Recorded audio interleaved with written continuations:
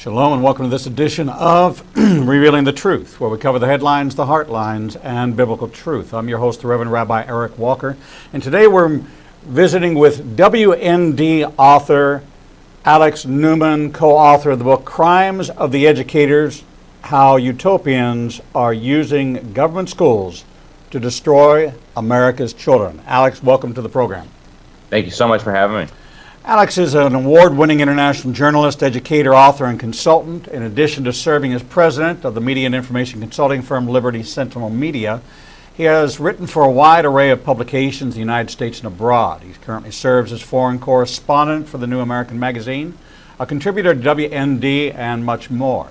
He has also written for numerous newspapers and magazines such as the Gainesville Sun, Liberty Magazine, Crisis Magazine, the Diplomat Magazine, Swiss News Magazine, Sunshine State News, Alachua County Today, and many more. He's co-authored several books, including a major expose of government schools published by WND Books, this book we're talking about today, and an expose of Obama with some of America's leading investigative journalists. He also serves as director for the organization Bear Witness Central, which works to protect and preserve the U.S. Constitution. He serves on several advisory boards for education-focused organizations, including U.S. Parents Involved in Education, the Samuel L. Blumenfeld Foundation for Literacy. For the last 5 years, Alex has been teaching advanced economics to some of America's brightest high school students through Freedom Project Academy, an accredited K-12 school offering a classical education based on Judeo-Christian values. Before that, he worked for the Leadership Institute, organizing conservative student groups and publications, recruiting young conservatives into the movement. As a consultant, he's worked on a wide array of campaigns, ranging from political campaigns for a member of Congress to marketing campaigns for nonprofits and international businesses. He spent time working in marketing and branding as a creative director in Europe for a leading international branding firm based in Miami. He has a Bachelor of Science degree in journalism from the University of Florida with an emphasis on economics and international relations, as well as an associate's degree in foreign languages from Miami-Dade College.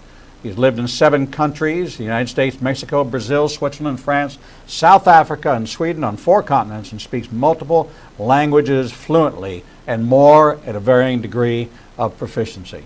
Alex, quite a curriculum vitae, quite a resume of experience. Was it always your desire to go into journalism? Were you fascinated by the educational system, or what really led to this development in your career? Well, thank you, Rabbi. You know, it almost happened by accident.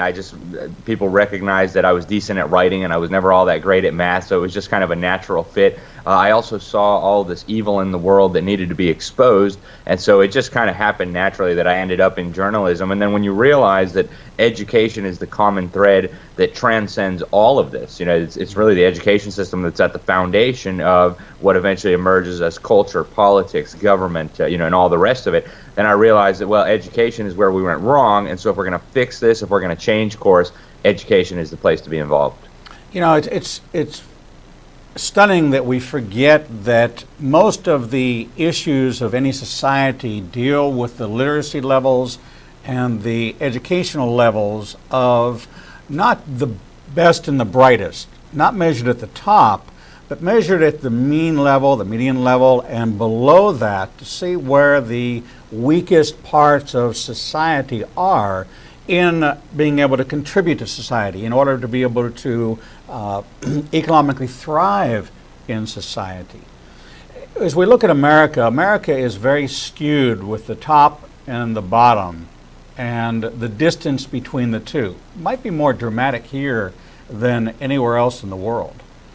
Is that a symptom of a not ineffective educational system?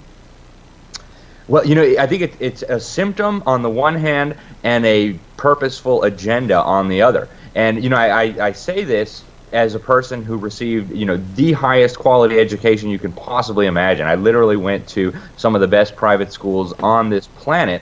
And, you know, so I was exposed to an education that was, and I don't say that to brag in any way, I just say that to point out that, you know, there is the possibility of receiving an incredible education. And on the other end of the spectrum, you have what's going on in the government schools, which is really, it's worse than a bad education. It's a system that's deliberately designed to basically handicap the individual, to produce illiteracy, to dumb down the students, to foment godlessness and atheism and a hatred toward truth and objective reality and moral principles.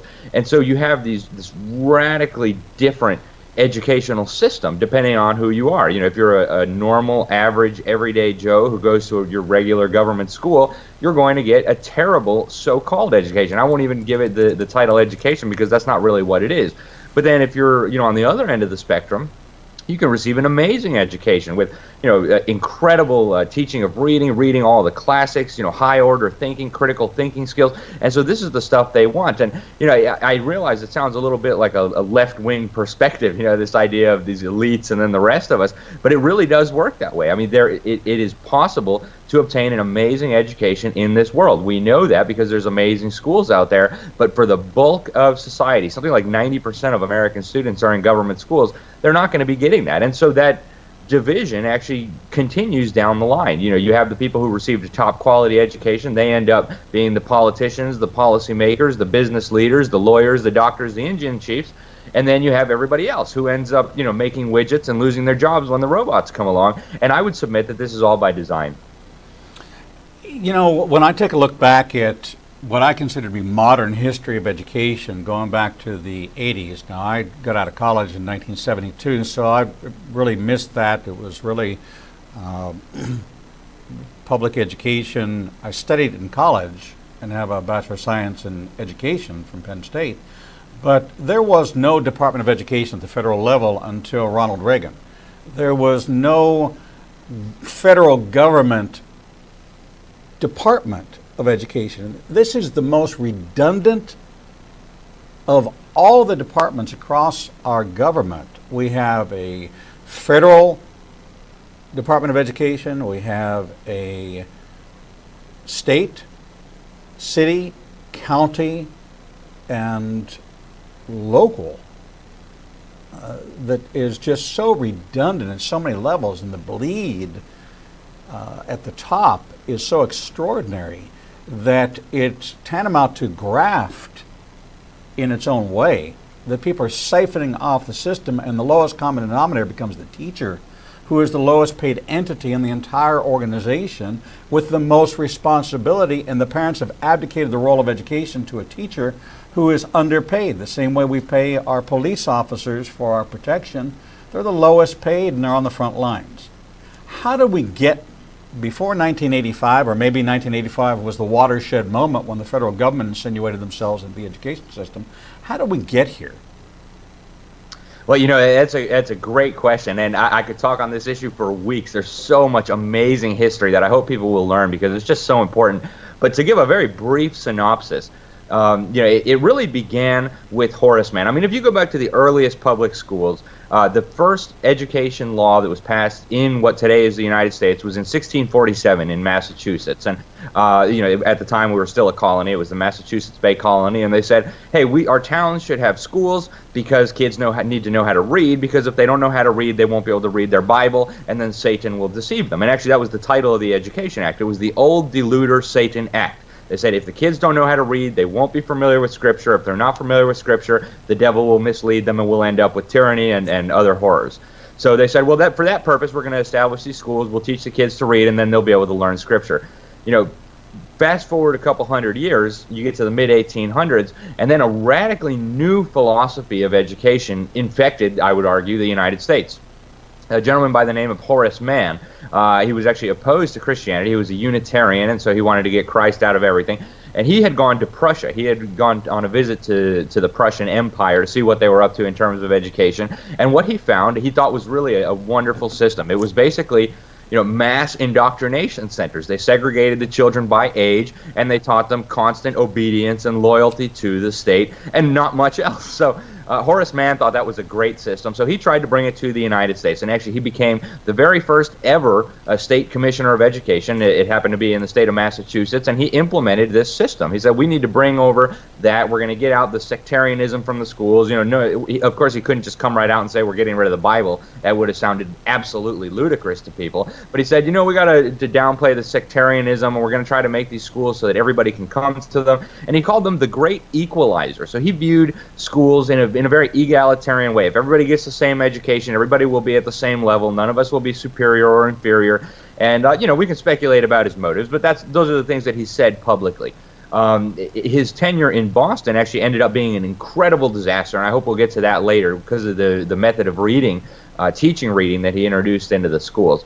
But and then we can fast forward from Horace Mann, who really over time was able to spread this ideology in terms of education all across the country. Then at the turn of the century, late 1800s, we had a gentleman by the name of John Dewey. And again, we don't have to speculate about what he believed. He was very, very open about his beliefs. He was a socialist. He wanted to abolish private property. He was an atheist. Actually, he was one of the signers and the drafters of the very first Humanist Manifesto. And I encourage people to go read this. I mean, when you read it, you'll recognize instantly that this ideology, this religion, if you will, he believed it was a religion. They called it religious humanism, is completely incompatible with Judeo-Christian values. As just one obvious example, the very first plank of this Humanist Manifesto is we believe that the universe is eternally self-existing and not created. And of course, if we go to the first words of Scripture, in the beginning, God created, right? So these philosophies are inherently and completely opposed to each other, and yet Dewey wanted his views, his religion, taught in all the schools. And so he couldn't do it, immediately, but he set out, got a lot of money from the Rockefellers. They gave him $3 million to start testing these ideas. And, I know we don't have a lot of time, so I'll make a very long story short. But he and some of his cohorts, a lot of evolutionists and eugenicists, behavioral psychologists, with a lot of Rockefeller money and a lot of support from other elements of the establishment, they got together. They started taking over the teachers' colleges that were training the teachers of the teachers. And so these guys would then fan out across the country, taking Dewey's ideology, his religious views with them. And over a period of about 50 to 60 years, up until the 40s, it was very difficult. There wasn't a lot of money for the school districts, and everything was very local. It was very hard to get these ideas spread. But starting after World War II, when there was all this money available, the process really, really took off. And of course, it didn't happen overnight. It took, many decades to get as bad as it is. But Dewey's philosophy, this idea that schools should teach secularism, that schools should not worry so much about teaching reading and math and, these basic things that we consider part of a basic education. And, that leads us to what you pointed out, the creation of the Federal Department of Education, which is where we really went to this top-down structure where, despite the federal government only funding a fraction of the cost of education in this country, it dictates policy now all across the United States. And, I would argue that is for the worse. Americans have objectively gotten dumber and dumber and dumber with each successive generation, and you can show this using all sorts of objective measures. And I would submit also that it's not an accident. This was a deliberate design, and if people want to know more about the history of how we got there, I really encourage them to pick up Crimes of the Educators, go read some of Dr. Blumenfeld's other work, because he spent 50 years looking at this exact question. And he went in, to the university archives and read the correspondence of these people and their writings, dug out a lot of original material that had not been found for, decades, generations. And it's a fascinating story, and you can't really understand how this disaster came about without understanding how we got here. Well, I completely agree with you. The foundational truths are evident in the book as you look at the history and how we built to this really a crescendo of incompetence and hierarchy that was put in place to normalize, to standardize across all economic and social paradigms to create this unified approach to education that was going to reduce our literacy levels. According to a study conducted in late April by the Department of Education National Institute of Literacy, 32 million Americans in the United States cannot read. That's 14% of the population. 21% of adults in the U.S. read below a fifth grade level, and 19% of high school graduates can't read. This is appalling for this nation to be turning out this kind of lack of skills to, I look at Israel, And the plight of the Russian immigrant coming in that doesn't have language skills, can't learn, they're too old. They're 70s and 80s Holocaust survivors that have come from Ukraine, come from parts of Eastern Europe that cannot master Hebrew as a new language. They've been entrenched in Yiddish, which is a Germanic Hebrew combination, in Ukrainian, and adopting a new language at 70 years old is a mind-boggling challenge. Your language skills are developed in your teens and your younger years, and if you can be bilingual, then you should be bilingual. There should be no stifling of bilingual and multilingual, multicultural language skills. But to think that 19% of high school graduates can't read, is this the product of No Child Left Behind? You know, it actually dates back to John Dewey, who we were just discussing a moment ago.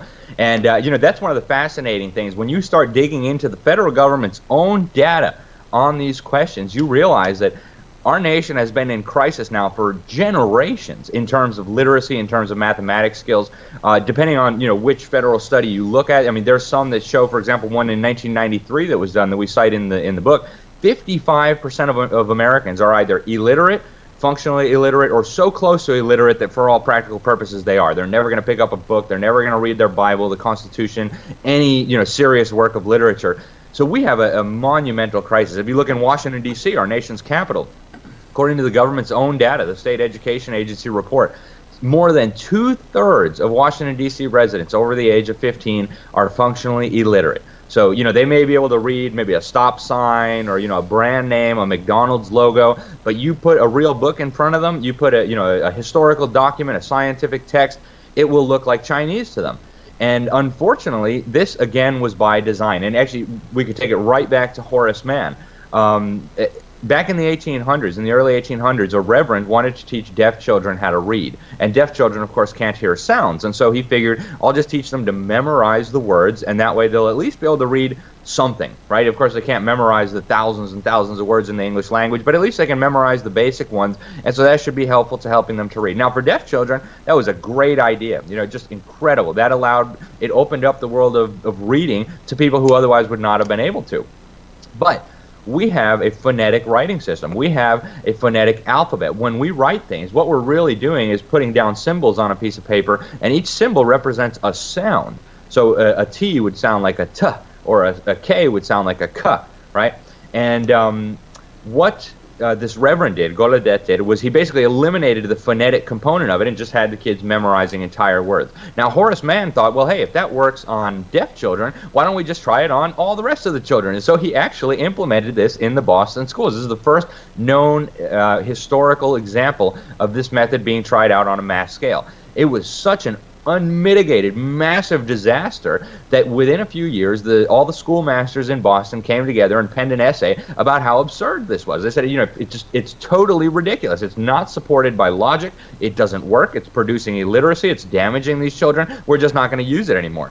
And so at that point, you know, it went out of favor for many decades until John Dewey came along and resurrected it. Now, if you read John Dewey's writings, he was very clear that he didn't think kids really needed to learn how to read. He viewed the purpose of education as a process of socialization, of getting kids to share in what he called the social consciousness, this idea that, you know, we're just this big collective, and if everybody surrenders their individual will and, you know, their own personal beliefs and so on, we'll just work as a nice, well-oiled communist machine.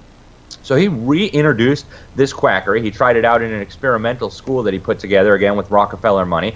And it was, again, an unmitigated disaster. These kids came out and they couldn't read, right?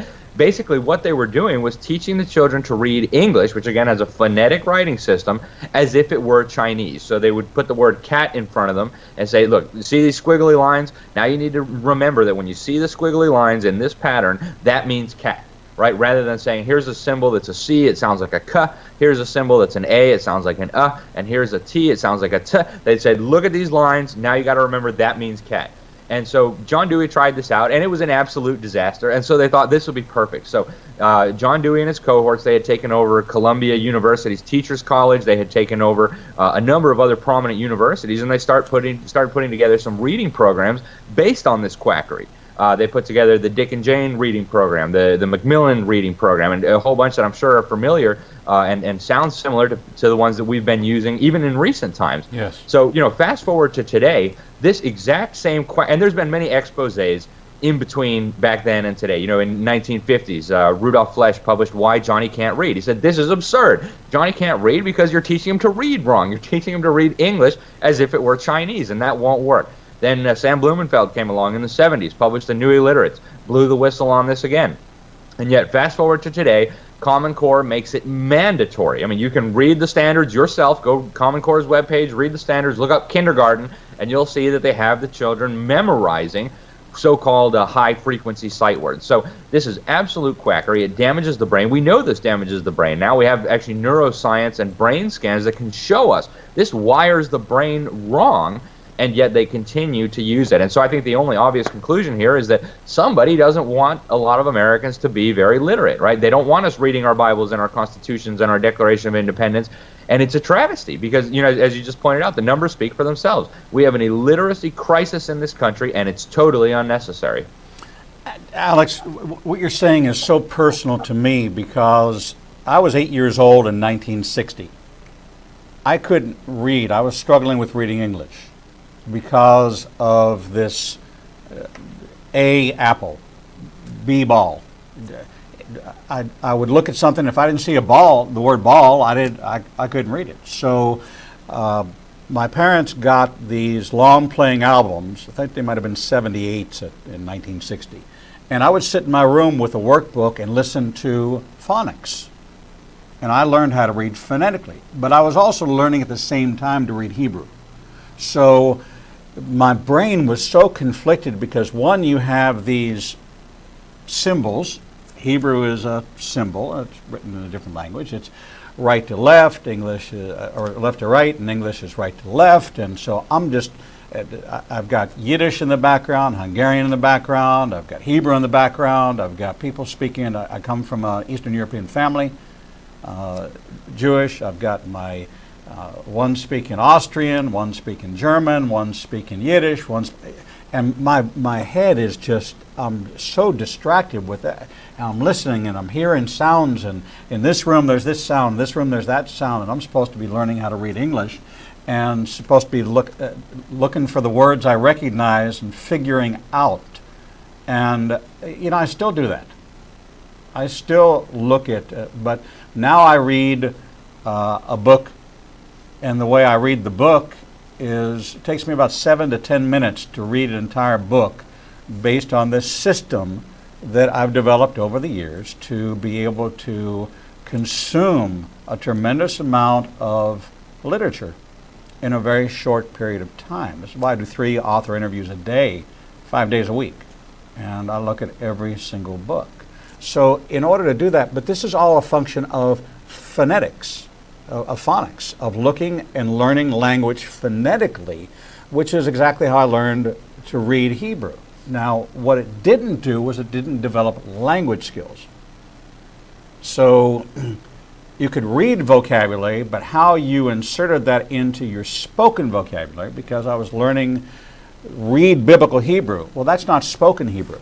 So I go to Israel every year, and my linguistic skills are very limited, but my reading skills are fine. Because the language, the placement of the words, the noun-verb juxtaposition, the action coming before or after the noun in 2 different languages works 2 different ways. And so it was this war, this battle going on inside of me of just real confusion, hard to shift gears. And so I experienced that myself. Yeah, and there's millions and millions of Americans who have similar stories to that. And, God bless that your parents were able to get you some phonics so that you could, there are ways to kind of get around this, right? Some kids are just so smart that they even figure out their own ways to learn how to read despite all this quackery that's going on in the schools. It sounds like your parents were right on the money. They got you phonics, and that probably was just incredibly beneficial for you. But a lot of the students, their parents don't know any better. Their parents don't even realize that they have a reading problem because, they've successfully memorized enough words to get through, the first grade text, which is based on those words. And what they've started doing nowadays is they sprinkle in a little bit of phonics after they get the kids memorizing all these words.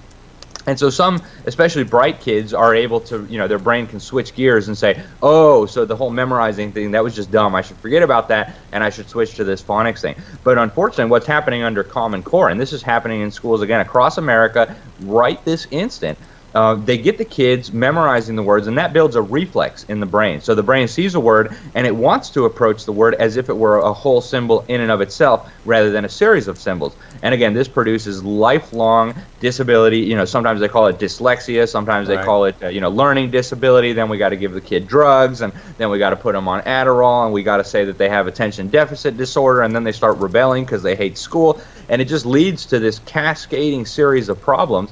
And, unfortunately, a lot of people never recover from it. So a lot of people go through their lives illiterate, and, they don't go around bragging about it. They're not going to say, oh, you know what, I can't read. They're very ashamed of it. They'll never admit in public that they can't read. But there's many, many millions of Americans all around us who, they can't even read, a menu at the restaurant. It's just terrible. And the amount of potential that's lost as a result of this, all these minds that have been deliberately handicapped, that are unable to, acquire knowledge on their own from a library. They have to rely on television and the teacher. It's just so much potential squandered, so much possibility that's been flushed down the toilet. For what? For nothing. Right. It's mind-boggling.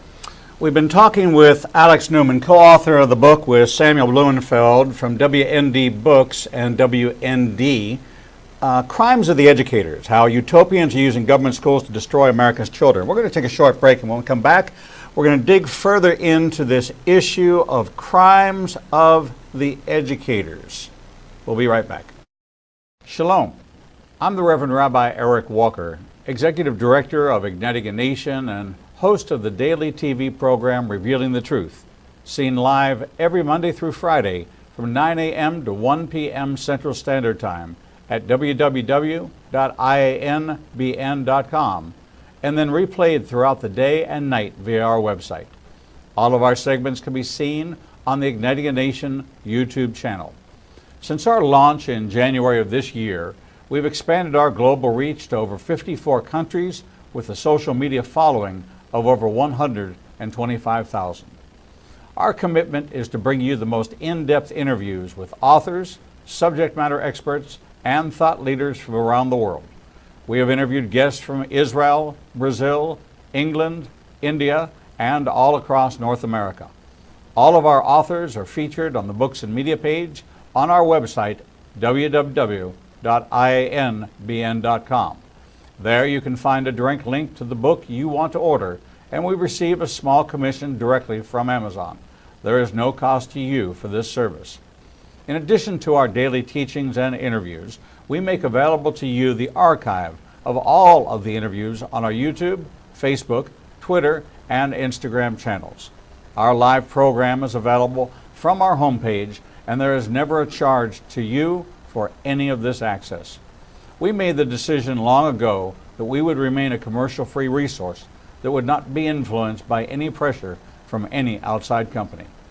There are only two ways that we are able to continue to operate this ministry and provide you with the only live 4-hour daily Christian television talk show program.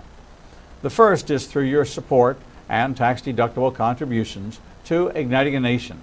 These can be made directly through the donate button on the website or sent through the mail to Igniting a Nation, 2700 Corporate Drive, Suite 120, Birmingham, Alabama, 35242.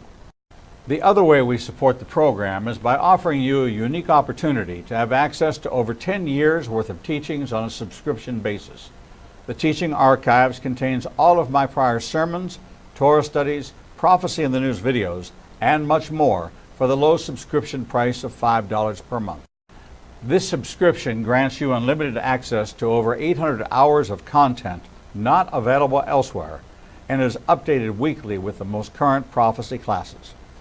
In addition to 20 hours of original TV programming each weekday, we invite you to join us live every Monday, Tuesday, and Thursday evenings for our Prophecy in the News classes. The times and locations are listed on our events page on the website www.ianbn.com. Every day, you and I are faced with the challenge of where we will go to hear the truth. We are committed to bring you the only program of its kind that covers the headlines, the heartlines, and biblical truth. We cannot do this without your support.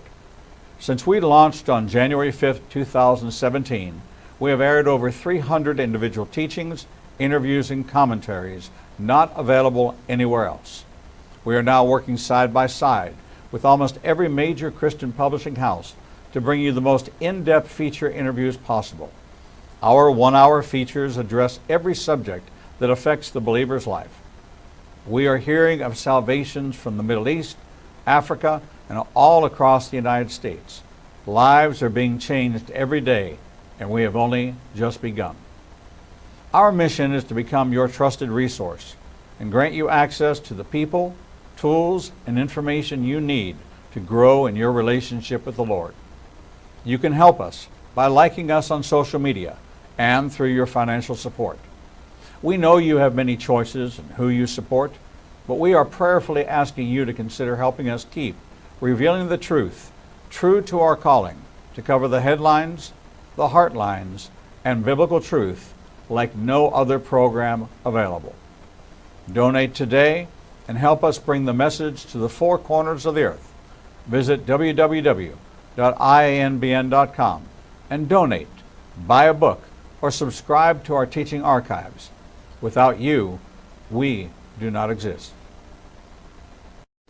Shalom and welcome back to this edition of Revealing the Truth, where we cover the headlines, the heartlines, and biblical truth. I'm your host, the Reverend Rabbi Eric Walker, and today we're visiting with Alex Newman, co-author with Samuel Blumenfeld of the WND book, Crimes of the Educators, How Utopians Are Using Government Schools to Destroy America's Children. Alex, welcome back to the program. Thank you so much for having me again. I want to read this to you. Many of the USA ills are directly related to literacy. Here's just a few statistics. Literacy is learned, illiteracy is passed along by parents who cannot read or write. 1 child in 4 grows up not knowing how to read. 43% of adults at level 1 literacy skills live in poverty, compared with only 4% of those at the highest level, level 5. 3 out of 4 food stamps recipients perform in the lowest 2 literacy levels. 90% of welfare recipients are high school dropouts. 16 to 19-year-old girls at the poverty level and below with below average skills are 6 times more likely to have an out-of-wedlock children than their reading counterparts. And low literacy costs $73 million per year in terms of direct health care costs. A recent study by Pfizer put the cost much higher. How do you respond to this, Alex? How do we look at this and not realize that the underpinning of America is education, the underpinning of America's productivity? This idea that tax rates are going to stimulate an economy. How about literacy rates stimulating the economy? How about being able to educate a population of kids coming up that are going to be productive and have the skill sets to be able to thrive and not be concerned whether or not minimum wage is $7.25 or $15 and fight duking it out in the gladiator ring of illiteracy? Well, you know, I'm so glad you brought this stuff up, because I think it shows people what the consequences of this problem are. And it's only a very brief snapshot. I mean, you know, that's just one small segment of the problems that result from this, but that alone ought to get people riled up and fired up and say, wait a minute here, you know, and you know, the prisons being filled up. And just think about this. You know, a child comes out of school unable to read. They didn't learn all that much in school. You know, they were told from the time they were 6, 7, 8, oh, you have a disability, you're a dumb kid, you know, you don't know what you're doing. We're going to put you in a special education. We're going to give you medicine. Think of the anger that builds up inside these children. Then they come out and they lash out, they join gangs, they engage in violence, they take drugs.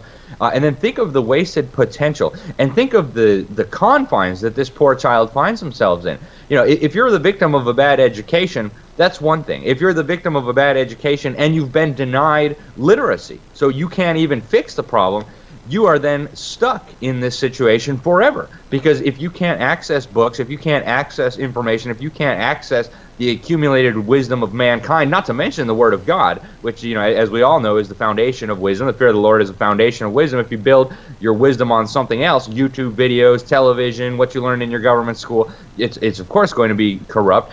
And so when you realize that this is essentially building a prison around these children, they can't escape, they can't access all the information they need to be able to better themselves, to be able to improve their situation, you realize, and then you multiply that by tens of millions of people who are afflicted with this, and you realize that we're dealing with a problem here that's so massive in scope, I don't think any of us can wrap our heads around it. You know, the monetary cost, the costs in broken families, in crime, in our prisons filled to capacity. I mean, it's so mind-boggling. And again, the root of so much of this goes right back to the education system. And, you know, I was telling you over the break, that's why I got involved in education. It transcends all these other issues. You know, we can fight the political battles, you know, we can fight for lower taxes or, you know, whatever. But when you boil it all down, if we lose on this education front, all the rest of it is just a moot point. You know, okay, suppose you succeed in electing good members of Congress and they lower taxes. Well, what's going to happen 20 years from now when even more dumbed-down children and even more functional illiterates get out and become voters?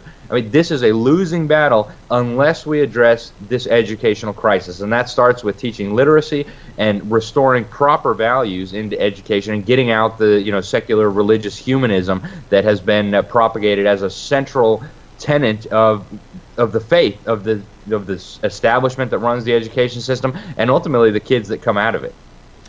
You know, Alex, you talk about putting them in an illiteracy prison. 85% of all juveniles who interface with the juvenile court system are functionally illiterate. More than 60% of all prison inmates are functionally illiterate. You reach a level of frustration in this world if you cannot read, and you go to alternative income sources, which means you rob, cheat, and steal. You look for a way to provide for your family because that survival instinct kicks in for all of us, and you become desperate, and you can't go out and get a job because you can't fill out an application. And now they have applications that are online. Then you compound it by you need to be internet savvy, and you need to go online. Well, that requires a whole nother skill set, and the framework of literacy requires that you be able to navigate something that's different than a book. And now you have Kindle, you have Nook, you have all these other mediums for literature where I can see schools going and issuing an iPad, and you just download your books right there and you walk off an iPad. Imagine how many will be then left behind when we do that. So then, fine, we have organizations that provide these. Maybe Apple provides them, maybe Google provides them. Wonderful, that's a wonderful gesture. But if they don't have the internet, if they don't have the ability to navigate, and if mom and dad can't show them, then it's true that literacy is learned, illiteracy is passed down because mom and dad cannot assist. Brother and sister cannot assist because the entire family. So now we're eroding the family values. They're now not going to church because the kids can't read, they can't keep up. They're dealing with the social issues. Now they're looking at welfare. And this is that entitlement program, and this is all directed to the left that says we have to maintain these entitlement programs. We have to continue to enable people. No, what you do is the way you able them, not enable them, the way you able them is by teaching them to read. That's exactly right. I mean, reading is the most crucial tool that a human can have. And I mean, you know, you talked about some of these consequences that result from illiteracy. And just think of the anger that builds up in these kids. You know, the society, their families, it seems like everybody has failed them. And then we wonder why they go out and riot and loot and, you know, these protests, and you see them beating people, you know, the Antifa protest. They just have this incredible hatred, and it just builds up over the years. You know, you start when you're a kid and you love learning, you're happy, you feel smart, you've learned all these vocabulary words yourself. And then suddenly, you know, other people can read and you can't. You know, why? What's wrong? And you just hate school, and you hate society, and you hate the system, and you hate God, and you know, it just builds up this anger, and it's so unnecessary. You know, it's not that we need to rediscover how to teach reading. I mean, we've been doing this for thousands of years. Teaching reading is not difficult. I can tell you, I've taught 4-year-olds how to read in a few months with a $15 book. I mean, you just teach them phonics and they'll learn how to read. It's really that simple. And yet here we have this crisis where millions of kids are not learning how to read. It just all sounds so ludicrous, and the consequences are so devastating, and yet it continues and it continues and it continues, and the government says, oh, we'll pour more money in, we'll have a Common Core, we'll start this new program, we'll spend more money on after-school care, we'll do all these different things, but they never get to the root of the problem, which is the kids can't read because you're using quack methods in the schools to teach reading. It's so interesting. While you were talking, it just jumped into my spirit that these kids look at NFL and NBA players as being role models and icons. That transcends all economic levels, and they're very enamored with it. But, the NFL recruits out of college. They don't recruit off the street. They recruit out of high schools and colleges. They begin scouting in high school. So if you're going to do well, and the one thing that you have to say universally across professional sports is it's a very well-educated athlete base. They've all had to master literacy skills in order to make it. Whether or not they had tutors or not is really irrelevant because they all had to graduate high school and get into a college. I'm sure there's a small minority that didn't, but the majority across are recruited from college football, college basketball, college sports. And so to maintain, there are academic standards. And so when we have these role models, maybe we should be engaging all the NFL to tell their stories about how they survived through college, how they came out of an economically depressed area and were able to get the skills they needed to be able to thrive. We create these role models, but they're role models for the wrong reasons. We tout the $150 million a year salary or a 5-year contract for $150 million. Well, that's great, and that gives you wild dreams, but it started out with being able to read. That's right. Yeah, and I mean, people who can read, probably a lot of people watching this show, it's just so subconscious and effortless. I mean, reading is a part of every day of your life. You get to work, you see what the memos are, you see what's in your email. So, I mean, for most of us, we just take this for granted. It's just so obvious. Oh, well, we know how to read. We don't even stop to think about this incredible blessing that, we have access to. Again, all the accumulated knowledge of mankind, the Word of God, all of this is instantly accessible to us because we can read. What if one day you woke up and suddenly you couldn't? It's just, all the lines just looked like gobbledygook. Imagine trying to live that way. Imagine trying to get by just basic everyday life, going to the grocery store, and imagine the effect it would have on you, the demoralization, the anger, and the bitterness that would build on you. And then you compound that problem with, the world pumping filth through the television and the education system, teaching pseudoscience and fake history, and, the education problem is even broader than just a literacy crisis, although that's at the heart of it. And so you compound all these problems together, and you have an incredibly volatile mixture. And the fruits, I think, are very clear. Look around us. Look at our society. It's falling apart. Abortions and mass shootings and suicides and, alcoholism and drug abuse. And, where is this all leading? If we don't put the brakes on this, our society is not going to last indefinitely. People think, oh, well, we're America, it's going to continue forever. We're immune to those things that have happened to other civilizations. We are not. We are on a very dangerous trajectory here, and if we don't change course, and again, education is right at the center of it, if we don't change course, it's going to lead to further disaster. I shouldn't say disaster because we're already witnessing disaster all around us. Right. What is your assessment of Betsy DeVos and what the new Trump administration is focusing on? And what input have you been able to give through congressmen in your local area about these issues of literacy?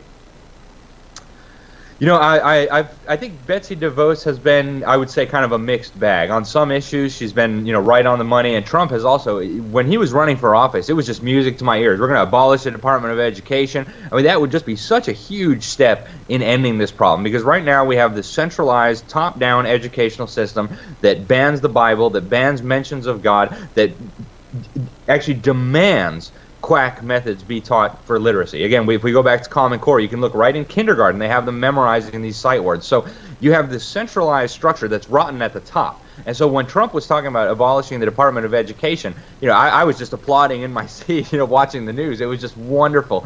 Unfortunately, he hasn't really returned to that issue since being elected. Now, I don't want to speak bad of Betsy DeVos. She seems like a good person, a good Christian, and she seems like she's really well-intentioned. But I think rather than focusing so much on the charter schools, and I have big concerns about that, just because once you start taking government money, then you got to take the government regulations. Then you got to kick God out. You got to put the Common Core. Right. And at the same time, you silence and crowd out of the market the independent Christian schools, private schools, Jewish schools, all these other different models that we need flourishing. So I have those concerns, and I think Betsy DeVos would best be focused on abolishing her department, as bizarre as that sounds. How do I put myself out of a job and return these responsibilities to where they belong under the Constitution, which is, local level, or in the worst case, the state level, right? And so I think that would be the best thing to do. As for what members of Congress ought to be doing, there's actually a wonderful bill in Congress right now, introduced by Representative Thomas Massey. It's H.R. 899, and it's a very simple bill. It's one sentence long. It says, the Department of Education shall terminate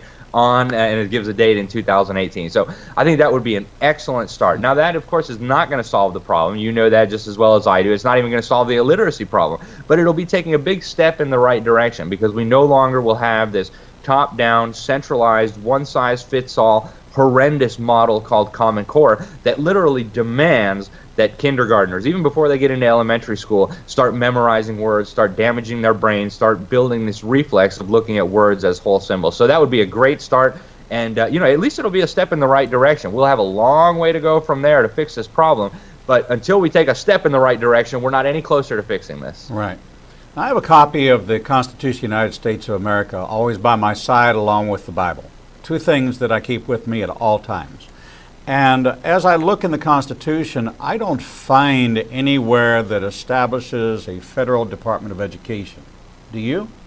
It's because it's not in there. And, it's such a good point, and just for people who might be confused and say, well, just because it's not in there, well, that doesn't mean the federal government shouldn't do it. Well, actually, the founders put right in there, 10th Amendment, read it yourself, any responsibilities that are not delegated to the federal government, and that very clearly includes education. There's no word education in this Constitution, right. Is specifically a power reserved to the states or to the people. So it's not a federal responsibility. In fact, the federal government really wasn't even involved at all in education, other than collecting a few statistics, until the Supreme Court ruled back in the early 60s, first of all, that we couldn't have prayer, right? They cited the First Amendment, believe it or not. I encourage you, open up your Constitution, read the First Amendment. It says, Congress shall make no law. Right? Did Congress make any law regarding prayer in school? No, of course they didn't, right?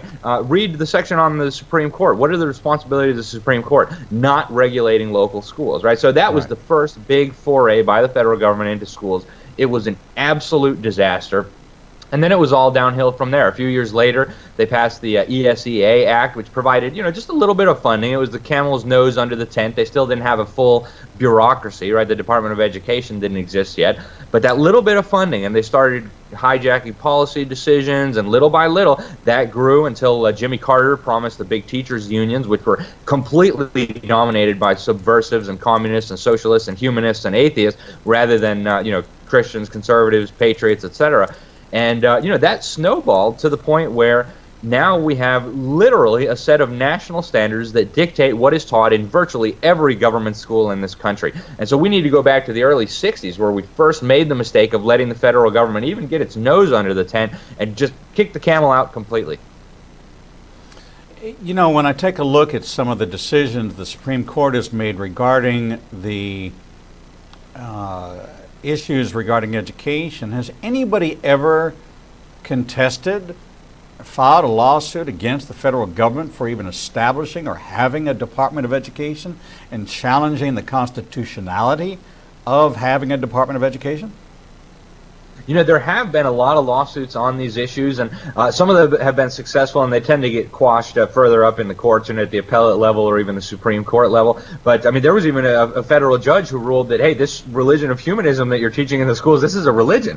Right. And, under the same rationale that you can't have Christianity, you can't have the Bible, you can't have the Word of God in the schools, well, then we can't have this religious humanism in the schools. And, unfortunately, the appellate courts quashed that as well. But, people, if they would read the Constitution, they would realize, first of all, the Supreme Court has absolutely no authority or jurisdiction over any of these issues, right? A state's education policy is not even federal business, much less Supreme Court business. Right. But unfortunately, the courts have for so long been packed with radical ideologues, anti-God zealots, people who really do respect the Constitution. A lot of them don't even know the Constitution. They get law degrees and they never even read the darn thing. So we have a huge problem in what passes for our court system today. And I think it's going to take, Trump is making great progress on putting some good judges on the bench, but this is going to be a very long-term process to try to restore some sanity on the federal courts. It's interesting you say that, because a law professor from Colorado has been on the program with us a couple of times. She's written a book on the Bible and the Constitution, and she said in law school they were not required to study the Constitution, only the Supreme Court's decisions about the Constitution. I find that to be appalling. Yep. Absolutely That's appalling. right. And you talk to any lawyer chances are they were not required, and I've talked to several lawyers about this. I know a good number of lawyers, and without exception, when I've asked, they say, oh no, we didn't actually read the Constitution. We read what the Supreme Court has to say about the Constitution, and sometimes they quote it. But, why not just read the Constitution? It's a very short, very easily accessible document. There's copies floating around. Anybody with, even basic literacy skills, but, might not be half of the country, but most of us, hopefully, can read the Constitution. And if we can't, go to YouTube. I'm sure somebody there is reading it and you can hear it. Once you read it and realize what's in there, suddenly you just have this kind of whole change of perspective. You realize that so much of what the federal government is doing in everything they're doing in education is unconstitutional, and just restoring that understanding would take us a long way toward fixing some of these issues. No question. We've got about 2 minutes left in this segment. How is the book being received? That's an interesting question. It has been just a tremendous source of inspiration. I get more emails than I could tell you, from teachers and educational policymakers and administrators. They say, oh my goodness, you connected all the dots. This is what's been going on. Now I understand. And the support from the conservative movement, from the libertarian movement, the patriot movement, it's just been incredible. I mean, I've been on hundreds and hundreds of radio shows and TV shows speaking to many, many millions of people about these issues. And it's just been so heartening to know that this message is getting out. Now, when you look at the establishment media, if you look at, say, the New York Times, the Washington Post, they have not said one word. And I know why. Because they know even if they come out to attack it, to criticize it, to ridicule it, whatever, it's going to cause more interest in the book. And so I think their policy is, hey, let's just not talk about it. Even though the book is selling well, even though it's having a tremendous impact, even though many, many millions of Americans have now heard this message, they won't touch it with a 10-foot pole. So it's interesting to see this.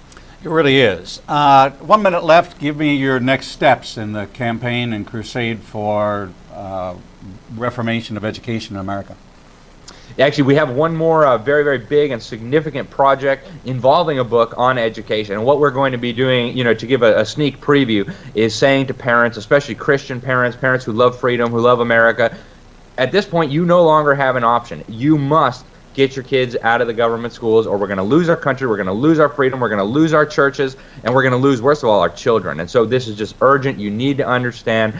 You got to get your kids out of the schools. I will have you back on as soon as that book is released. And we'll get this story told. We've been talking with Alex Newman, co-author with Samuel Blumenfeld of the WND book, Crimes of the Educator, How Utopians Are Using Government Schools to Destroy America's Children. You heard for the last 1 hour how America is dumbing down our students and the consequence to our lifestyles, our economy, our productivity, our levels of incarceration, our welfare rolls. Every symptom of trouble in this country goes back to literacy. We've been talking about the war on drugs, the war on poverty, the war on everything, the war on opioids. This war needs to be on education. It needs to be on literacy rates. Reading is fundamental. It is the one skill that opens up and unlocks the entire educational system. Math, history, reading, literature, all those things, the gateway to all of that is literacy. This expose on how we got here and what we can do about it is a must-read for every parent, because it affects you and your children. If you want to make change happen, it starts with being able to read. Thank you, Alex, for being with us here on Revealing the Truth. You have enlightened us, and thank you, Samuel, for sharing this book. We strongly recommend you follow the link on Facebook and Twitter. Go to the WND Superstore. click on Crimes of the Educators, and when you check out where it says code, put IAN. That's for Igniting a Nation. IAN will be the code you want to use to check out. We're going to take a short break, and when we come back, we'll bring you the next edition of Revealing the Truth.